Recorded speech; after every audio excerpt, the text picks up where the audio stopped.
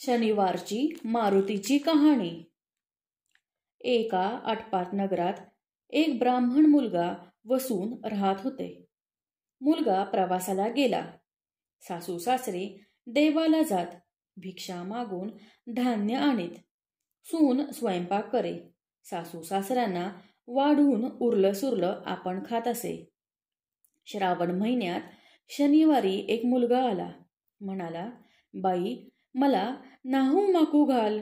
ती म्हणाली, बाबा घरामध्ये तेल नाही, तुला नाहू कशाने घालू? माझ्यापुरतं घागरीत तेल असेल, थोडं शेंडीला लावून न्हाऊ घाल आणि जेवू घाल। सुनेनं घागरीत हात घालून तेल काढलं, त्याला न्हाऊ घालून जेवायला घातलं, उरलं सुरलं आपण खाल्लं। असे 4 शनिवार झाले। चौथ्या शनिवारी त्या मुलाने तांदूळ मागून घेतले आणि जातेवेळी घरभर ते तांदूळ फेकून तो अदृश्य झाला। इकडे घराचा वाडा झाला, गोठा गुरानं भरला, धान्याच्या कोठ्या भरल्या, दास दासी आल्या, सासू सासरे देवाहून आले। तो घर काही ओळखेना, वाडा कोणाचा? सून दारात आली, आरती घेऊन थांबली।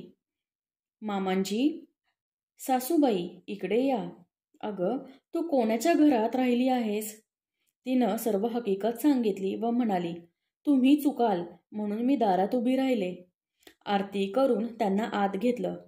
तिने गरीब असूनही तिच्या हातून होईल तेवढा तिने परोपकार केला, त्याचे पुण्य तिला मिळाले।